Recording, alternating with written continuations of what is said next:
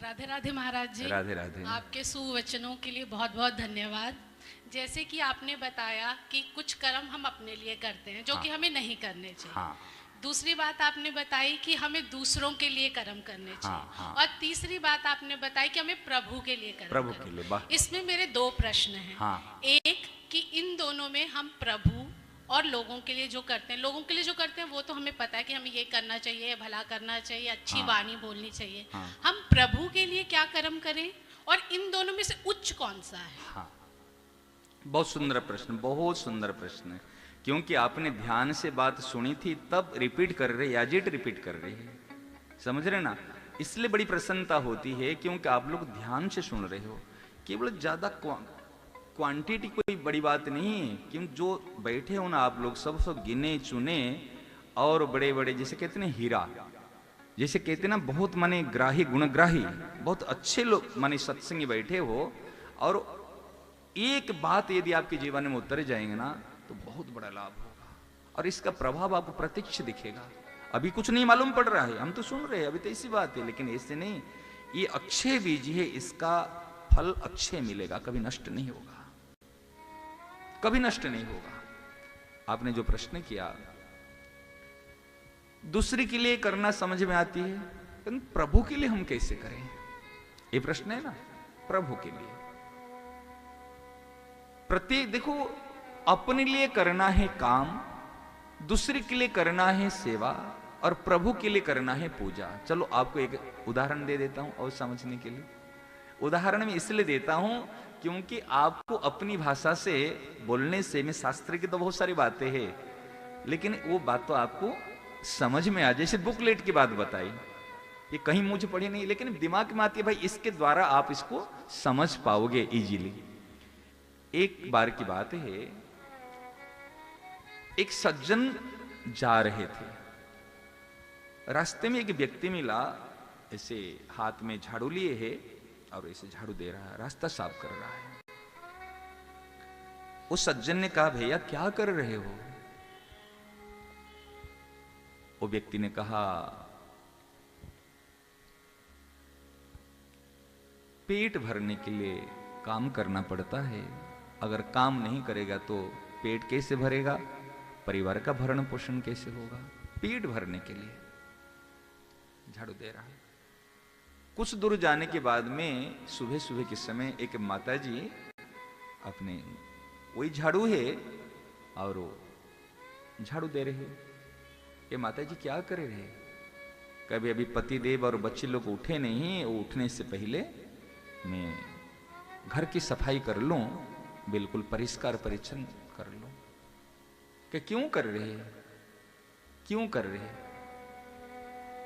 कहे स्वच्छ निर्मल रहे तो सबको सुख मिलेगा, कोई बीमारी नहीं आएगी, सब सुख में रहेंगे। इसलिए उन्होंने नहीं कहा जो पेट भरने के लिए कर रहे हैं।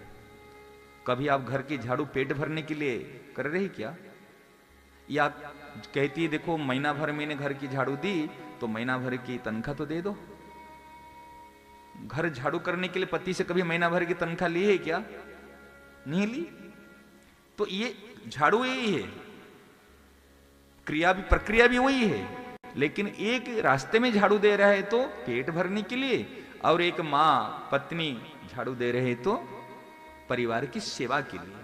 उनसे कुछ फल नहीं लिया, प्रतिबदल में उनसे तनख्वाह नहीं लिया, कि सम्मान की भी आशा नहीं रखी, जे सम्मान करेंगे तो करो, ना सम्मान लिया ना उन्होंने अर्थ लिया। उन्होंने सेवा करते हुए समझ कर सबको सुख देने के लिए सेवा किया। यह है सेवा, वो है काम। और आगे बढ़े तो एक पुजारी मंदिर में वो भी झाड़ू दे रहे सुबह सुबह। के क्या कर रहे हो? कि 5 बजे उठ के आ गया हूं और अभी पूजा में 5 बजे में आ जाता हूं, अभी ये करके मार्जन करके बुहारी करके फिर ठाकुर जी की स्नान आदि करके फिर आरती करो। ठीक है ना? वो भी मंदिर के। ये क्यों कर रहे?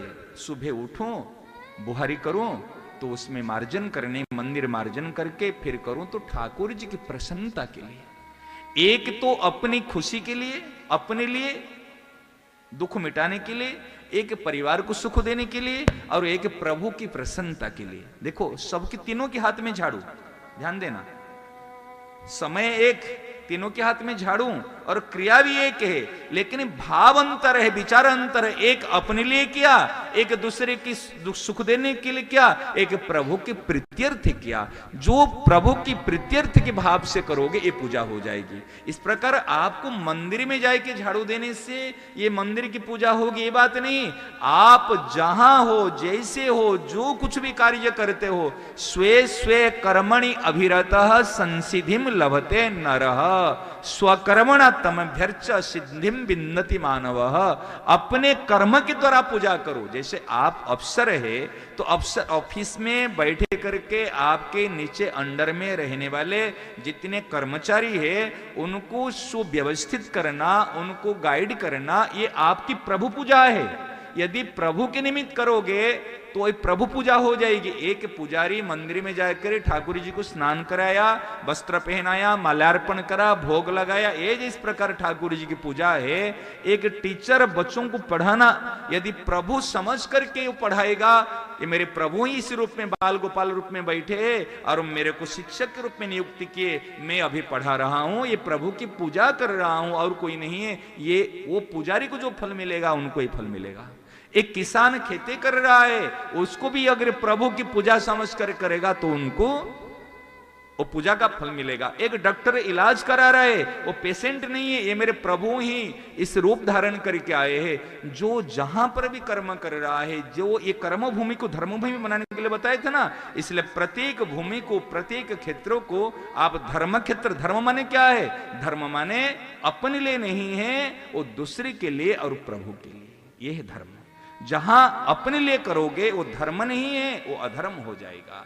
धर्म अधर्म परधर्म परम धर्म, स्वधर्म में निधनम श्रेय परधर्म भयावह। परधर्म क्या है?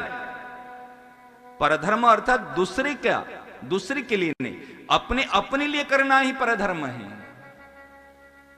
अपने लिए नहीं करना है, वो दूसरे के लिए करना। तो आपका जो प्रश्न था, प्रभु के लिए आप बच्चों को पालन कर रहे हैं, पति की सेवा कर रहे हैं, जो कुछ भी कर रहे हैं, मैं प्रभु की पूजा कर रहे हैं, प्रभु की प्रसन्नता के लिए कर रहे हैं, ये हो जाएगा प्रभु की पूजा। प्रत्येक कार्य को प्रसन्नता के लिए कर लो प्रभु की। और कह दो कृष्ण अर्पणमस्तु में प्रभु की प्रसन्नता के लिए। जो प्रभु विश्वास से प्रभु के लिए करे, और जो जगत को, संसार को मानते हैं, जगत संसार के हित के लिए करे। लेकिन अपने लिए, जो आपको अपने को मानते हैं, वो स्वयं को मानते हैं, वो कुछ भी नहीं करे।